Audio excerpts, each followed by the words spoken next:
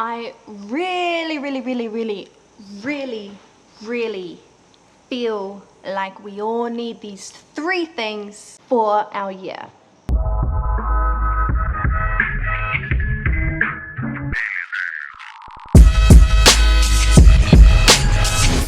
Hey, I'm Nolz and I want to share 3 things that I really believe we all need a reminder of to help feel grounded in our year. Firstly, if you're watching this, you are watching my very first YouTube video. That's a lie. I used to have like really cringe dance videos on this YouTube. Hid them from your eyes. But anyway, we're gonna get right into the 3 things that we need. I just spat. Number 1 is actually a question. You didn't come here to just listen, did you? The question is, have you even reflected on your last year? This sounds really simple, to be honest, but you know, when I have conversations with friends and like my reality is I'm the ultimate procrastinator.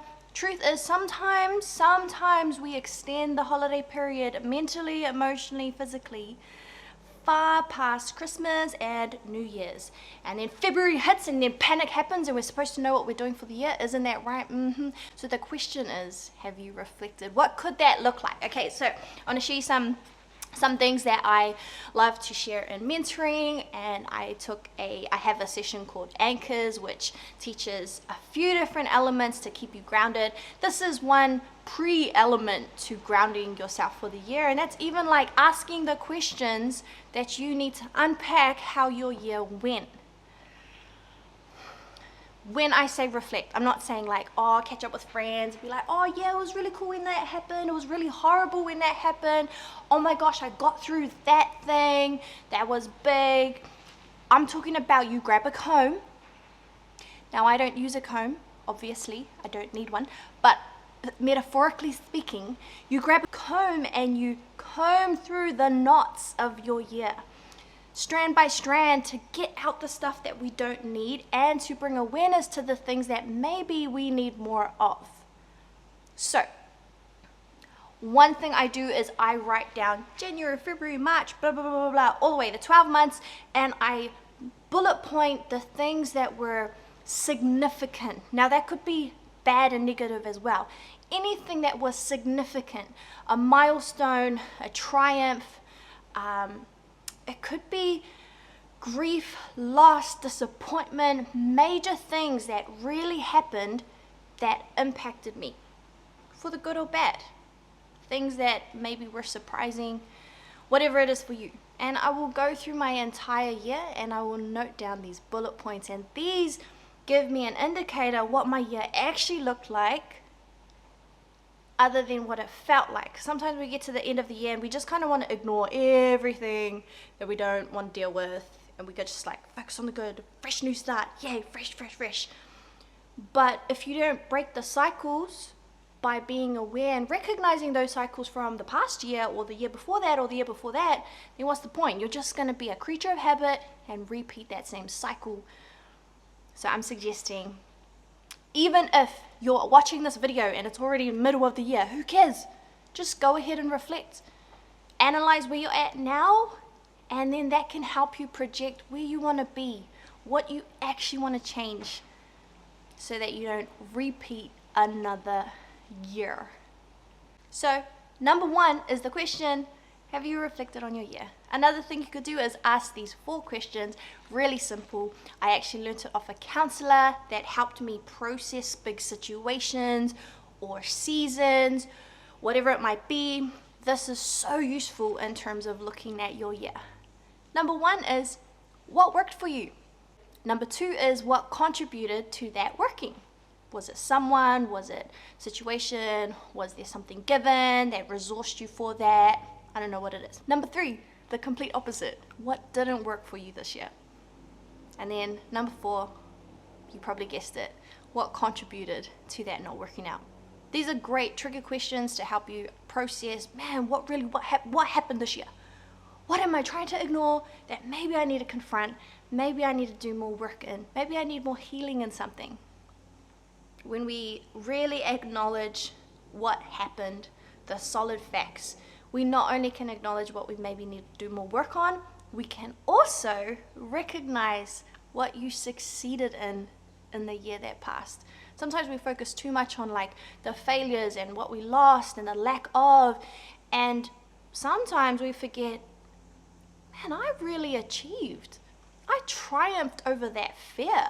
I overcame that huge mental or emotional barrier that I thought I could never overcome. There's some mini triumphs that are actually huge. We forget them because it gets piled at the bottom of all the other stuff. Celebrate yourself. This is a good way to do it. Number 2, the second thing that I really think we all need this year, non-negotiables. I don't know how to edit, so let's see if it comes up right where my fingers are.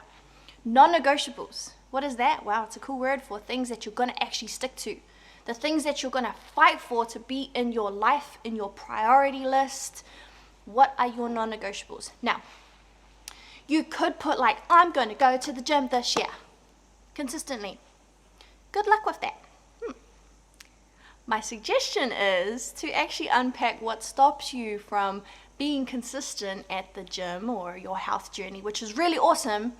And non-negotiables are not exactly goals. They're things that you're going to really prioritize in your life. What if the very thing that's stopping you from the consistency of putting your health first is your mentality? Maybe non-negotiables is hanging out with the right people that's going to help shift your mindset. Maybe non-negotiables is more about eating as opposed to like changing your eating as opposed to going to the gym. And I'm not saying not going to the gym is the solution. I'm just saying sometimes we jump to these very cool goals forgetting there's actually other barriers that we haven't dealt with first in order for us to succeed at those goals. So really dig deep. What are your non-negotiables? If it's family time, awesome. Well, what do you mean by that? And more than just saying, cool, this is my non-negotiable. The real step here is, how are you going to apply? Fun fact, you might hear all this amazing inspirational information.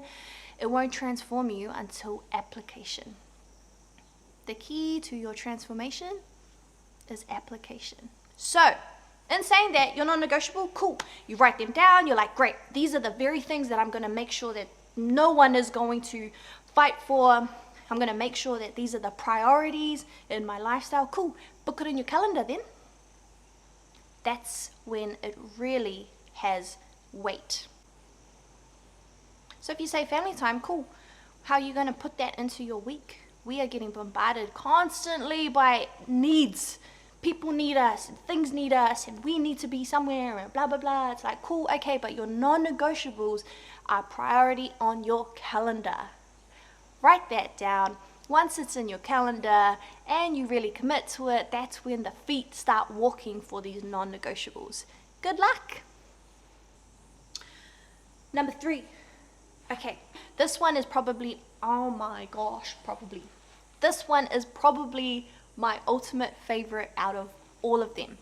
It is the very reason why I have achieved very cool things in the community, in the dance community over the last 15 years, simply because I had mentors who were insane, incredible, humble, compassionate people who had gone 10, 20 years far ahead of me, and I was able to glean off them because they were willing to give. Who are you going to surround yourself with this year?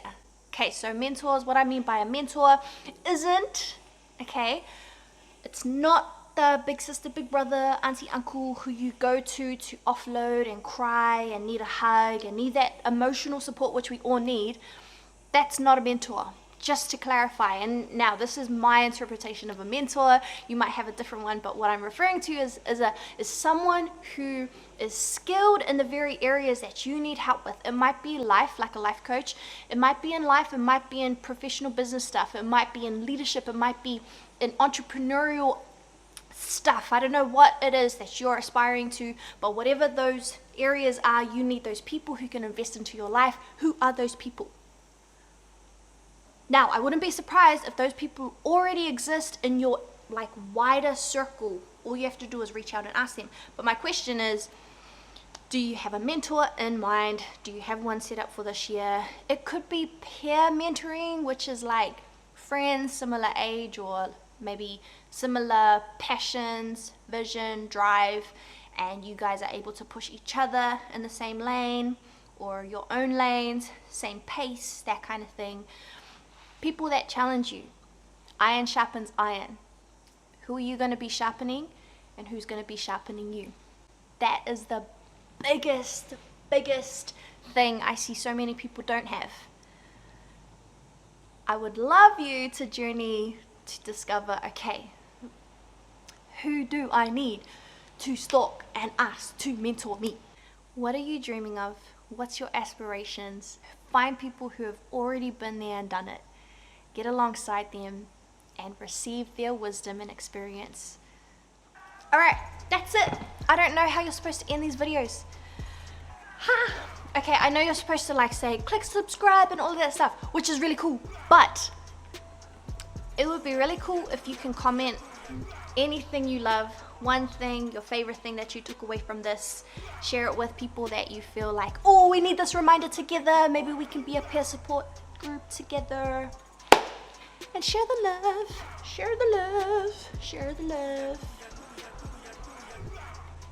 I actually don't know how I'm supposed to end this video. Peace out.